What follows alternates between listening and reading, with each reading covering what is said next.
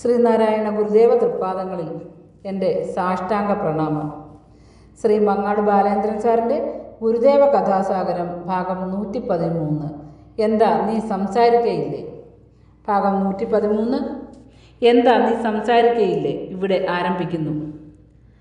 ഗുരുദേവൻ ചെറായി എന്ന സ്ഥലത്തുള്ള ഒരു ഭക്തൻ്റെ ഭവനത്തിൽ വിശ്രമിക്കുകയായിരുന്നു. ധാരാളം പേർ ഗുരുവിനെ കാണുന്നതിനായി അപ്പോൾ അവിടേക്ക് എത്തിക്കൊണ്ടിരുന്നു. ഗുരുവിൻ്റെ സന്യസ്ത ശിഷ്യനായിരുന്ന സത്യവ്രത സ്വാമികളും അപ്പോഴവിടെ ഹാജരുണ്ടായിരുന്നു. ഗുരുദേവനെ കാണുവാൻ വന്നിരുന്നവരിൽ ഒരു കൂട്ടർ സുമുഖനായ ഒരു യുവാവിനെയും കൂട്ടിയാണ് വന്നിരുന്നത്. അവൻ വളരെ കാലമായി സംസാരിക്കുന്നില്ലെന്നതായിരുന്നു അവരുടെ സങ്കടം. അക്കാര്യം ഗുരുവിനെ കണ്ട് പറയുന്നതിനും അവനെ കാണിക്കുന്നതിനുമായിട്ടുമായിരുന്നു അവരുടെ വരവ്. ആ വിവരമറിഞ്ഞ സത്യവ്രത സ്വാമികളും അപ്പോൾ അവിടെ ഉണ്ടായിരുന്ന മറ്റൊരു സ്വാമിയും അവനെക്കൊണ്ട് സംസാരിപ്പിക്കുവാനുള്ള പരീക്ഷണങ്ങൾ പലതും നടത്തി നോക്കി. പക്ഷേ എന്തൊക്കെ മുറകൾ സ്വീകരിച്ചിട്ടും അവൻ ചില ശബ്ദങ്ങൾ മാത്രം പുറപ്പെടുവിച്ചതല്ലാതെ യാതൊന്നും മിണ്ടുകയുണ്ടായില്ല. ഒടുവിൽ അവനെ ഗുരുദേവന് മുന്നിൽ തന്നെ ഹാജരാക്കുവാൻ സത്യവ്രത സ്വാമികൾ അവരെ അറിയിച്ചു. ആ യുവാവിനെയും കൂട്ടി വന്നിരുന്നവർ ഗുരുദേവൻ്റെ തിരുമുന്നിലെത്തി. അവൻ ദീർഘകാലമായി സംസാരിക്കുന്നില്ലെന്നും ഭക്ഷണം പോലും ഉപേക്ഷിച്ചിരിക്കുകയാണെന്നും അവർ സങ്കടത്തോടെ പറഞ്ഞു. എല്ലാം കേട്ടിരുന്ന ശേഷം ഗുരുദേവൻ ആ യുവാവിനെ വിളിച്ച് അടുത്തിരുത്തി. എന്നിട്ട് അവൻ്റെ കണ്ണുകളിലേക്ക് അല്പനേരം നോക്കിയിരുന്നു. നിമിഷങ്ങൾക്കുള്ളിൽ അവൻ്റെ കണ്ണുകൾ നിറഞ്ഞു കവിഞ്ഞൊഴുകി. ഗുരുദേവൻ, എന്താ നീ സംസാരിക്കയില്ലേ? അവൻ ഗുരുദേവൻ്റെ മുഖത്തേക്ക് നോക്കൂ. ആ ദിവ്യ ചൈതന്യത്തിൽ അകപ്പെട്ട അവൻ്റെ മനസ്സ് പ്രകാശമയമായി. അല്പസമയത്തിനകം അവൻ പറഞ്ഞു, സംസാരിക്കാം. നീണ്ട വർഷങ്ങൾക്ക് ശേഷം അവൻ്റെ വായിൽ നിന്നും ഒരു വാക്ക് വീണത് കേട്ട് അവനെ കൂട്ടിക്കൊണ്ട് വന്നിരുന്നവർ ഗുരുസന്നിധിയിൽ അത്ഭുത സ്തബ്ധരായി നിന്നു.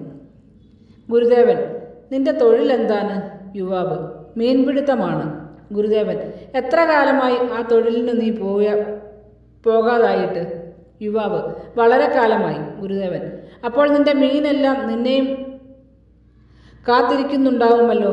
യുവാവ് മൗനമായി നിന്നു. ഗുരുദേവൻ, ഭക്ഷണം കഴിച്ചുകൂടെയോ? യുവാവ്, കഴിക്കാം. ഗുരുദേവൻ ഒരാളെ വിളിച്ച് ആ യുവാവിന് ഭക്ഷണം കൊടുക്കാൻ ഏർപ്പാട് ചെയ്തു. എന്നിട്ട് അവനോട് പറഞ്ഞു, എന്നാൽ പോയി ഭക്ഷണം കഴിക്കണം. അവൻ അനുസരണയുള്ള ഒരു കുട്ടിയെപ്പോലെ പോയിരുന്ന് ആഹാരം കഴിച്ചു. അവിടെ കൂടിയിരുന്ന അനേകം ആളുകൾ ആ രംഗങ്ങളെല്ലാം നേരിട്ട് കണ്ടു നിൽക്കുകയായിരുന്നു. അവരുടെ ഭക്തി അണപൊട്ടി ഒഴുകി. അന്നവിടെ തൃപ്പാദങ്ങളിൽ കാണിക്കയായി സമർപ്പിക്കപ്പെട്ട പണത്തിന് കണക്കില്ലായിരുന്നു.